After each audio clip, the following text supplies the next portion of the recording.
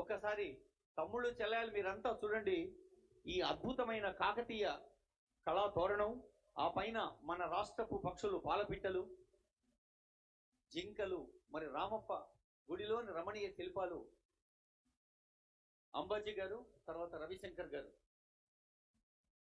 గౌరవనీయులైన ఉప ముఖ్యమంత్రి వర్యులు కడియం శ్రీహరి గారిని వేదికపైకి ఆహ్వానిస్తున్న సవినయంగా,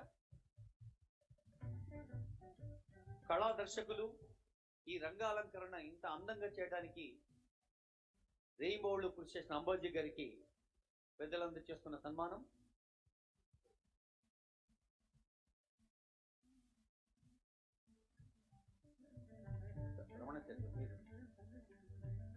తర్వాత రవిశంకర్ గారు, మన లోగోను డిజైన్ చేసిన రవిశంకర్ అభినందన అందుకుంటున్నాడు. ఈ మన రూపకం ప్రపంచ తెలుగు మహాసభలకు నుంచి ఏనుగుల్ని, మరి వికసించిన విజ్ఞానానికి, కాకతీయుల కాలంలోనే వికసించిన సాహిత్య పరిపుష్టికి ప్రత్యేకగా పుస్తకాన్ని, మనదైన ఓరుగల్లు కాకతీయ కళ వైభవాన్ని ఓరుగల్లు తోరణంలో చూపించాం.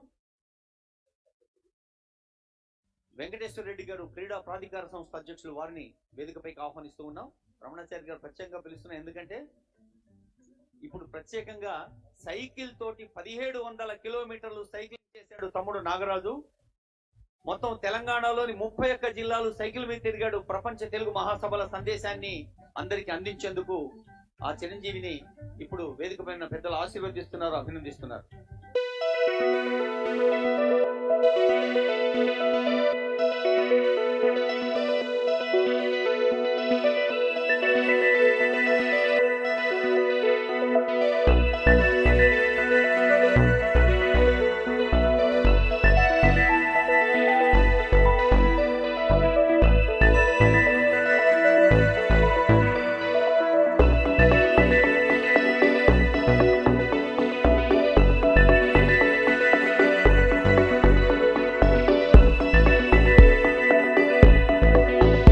దక్షిణామూర్తి గారు ప్రపంచ తెలుగు మహాసభలకు వ్యాఖ్యాతగా వ్యవహరించి తెలంగాణ ప్రభుత్వం